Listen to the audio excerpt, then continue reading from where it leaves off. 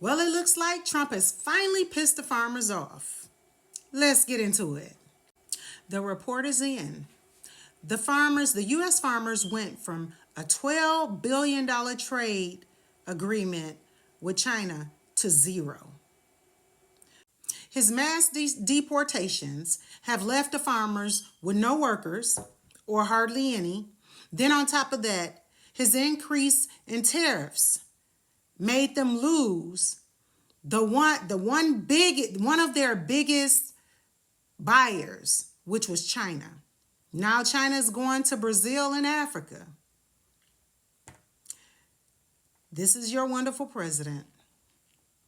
A lot of farmers have had to file bankruptcy. A lot of farmers are losing their farms.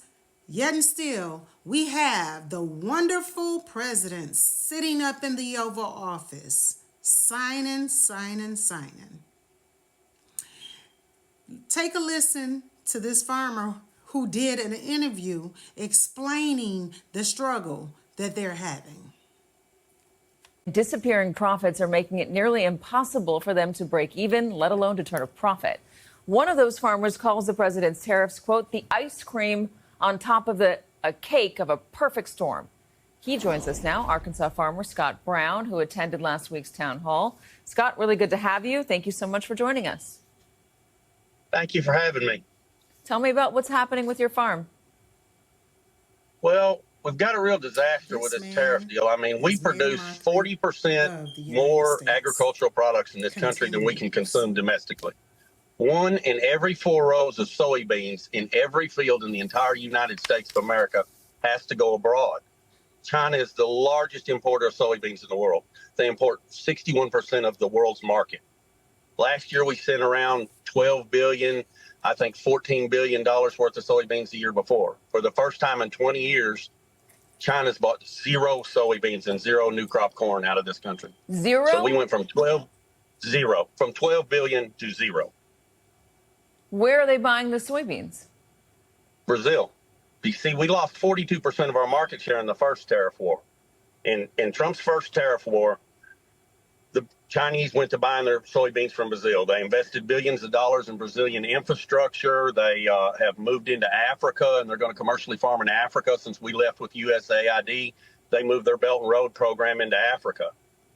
So we've pretty much lost the Chinese market share. If we got 100% of the soybean business, Katie, for every country in the world except for Brazil and Argentina, we would still only have half the soybean business that China is. Are you getting 100% of everything else? Yeah, if we got 100% of everything else, we would still only have half the Chinese business. Well, what are you getting right now if you're not getting China? Are you getting every other market out there? Or probably some other countries, and the market's pretty stifled. Most of our soybeans here go to the Mississippi River. It's the closest place to market them. They're going to go downriver and go overseas somewhere at some point. Beans are about $10.28 on the board today. We're going to get 40 cents behind that as a basis because the elevators are going to want to control their hedge. It's going to cost us 50 or 60 cents in a truck to get there, so we're getting in the low 9s. And Purdue University will tell you it takes $12.03 to raise them. Okay, so you farm soybeans. You farm 800 acres. You know, $0 coming from China. That's a problem. How are you going to pay your bills? Are you turning a profit? Are you breaking even?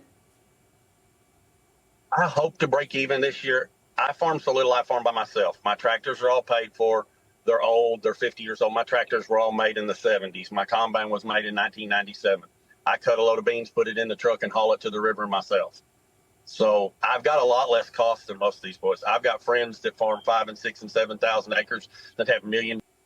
This is why one great man said,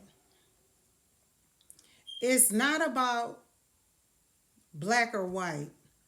It's the context of the person's character. And this is the character that you guys voted for. Donald Trump and his administration is causing the farmers to fail.